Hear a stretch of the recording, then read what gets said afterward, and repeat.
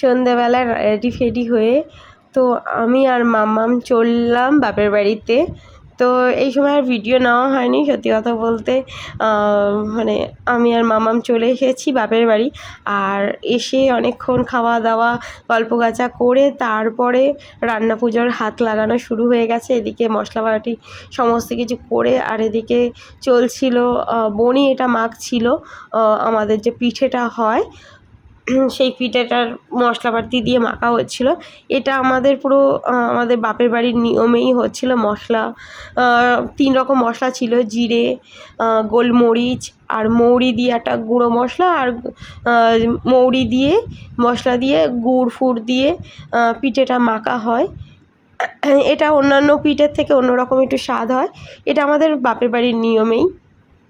তো এখানে বোন কাজ করছিল, আমি একটু ওর পাশে এসে গল্প গাছা করছিলাম। আর তার আগে আমরা তো খাওয়া দাওয়া একটু গল্প করে নিয়েছি। দেন তারপর এদিকে আমার ভাইয়ের বউয়ের মানে ভাইদের ঘরেতেও রান্না হচ্ছে, তো সেখানে গিয়েও ও একটু মাছ ফাছ কাটছিল, আর আমি ভাবলাম যে আমি সবজিপাতিগুলো কেটে একটু হাতে হাতে হেল্প করে দিই, কারণ রাতটাও হয়ে গেছে, মোটামুটি অনেকটাই হয়ে গেছে, 10টা সাড়ে 10টা বেজে গেছে। আর আমাদের এদিকে একটু দেরি করেই রান্না চাপানো হয়, আর আমাদের এদিকে নিয়ম হচ্ছে সারা রাত ধরেই রান্না হয়। তো এখানে দেখো আমি সমস্ত কিছু মোটামুটি আনাজপত্র কেটে নিয়েছি, আর এদিকে ভাইয়ের বউ কচু ফচুগুলো কেটে নিয়েছে, মাছ টাছগুলো কেটে নিয়েছে, এবার রান্না চাপানোর পালা। আর ও এদিকে এগুলো আমি গুছিয়ে দিয়েছি, আর এদিকে মামকে খাইয়ে আর আমিও খেতে চলে গেছিলাম। এদিক কোনো কিছু করা হয়নি বাড়িতে, তো বাবা আমাদের জন্য রুটি আর তরকারি নিয়ে চলে এসছে।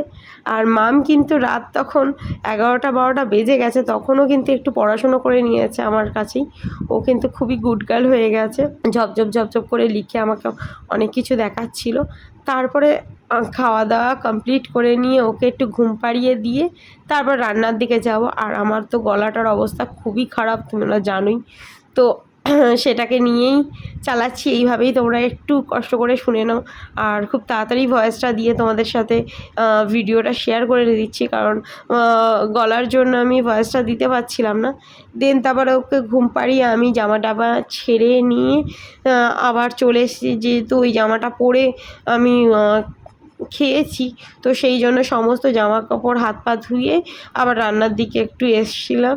তো এদিকে এটা ভাইয়ের ঘরের রান্নার দিকে একটু এসে ওর সঙ্গে একটু কথা বলছিলাম যে কি করছো না করছো। আবার চলে এসেছি বোনেদের এখানে, জেঠিদের এখানে। অ্যান্ড দেন তারপরে এই এখন হচ্ছে রাত প্রায় 4টে বেজে গেছে, মানে ভোরই বলা যায়, 4টে বেজে গেছে। রান্না পুরো কমপ্লিট হয়ে গেছে, পুজো টুজো দেওয়া হয়ে গেছে।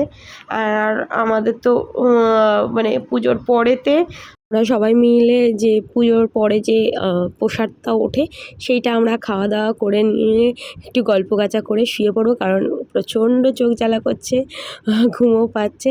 আর জানোই আজকের ও বাড়ি থেকে এসেছি এ বাড়িতে, তো দেখতেই পাচ্ছ রাত পুরো 4টে বাজে। আর এখন টেস্টি টেস্টি খাবারগুলো ট্রাই করব। সব কিছু কিন্তু অল্প অল্প করে নিয়ে নিয়েছি, আর যেটি সব বেড়ে দিয়ে দিয়েছে আমাদেরকে।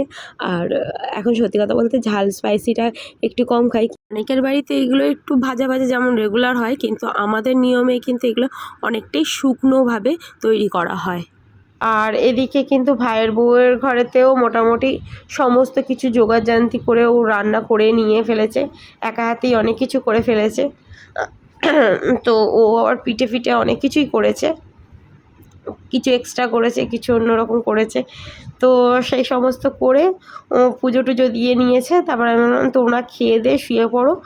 আর আমি তখন শুতে যাচ্ছি, তখন প্রায় 5টা বেজে গেছে শুতে শুতে। ভিডিওটা ভালো লাগলে লাইক কমেন্ট শেয়ার করে দিও।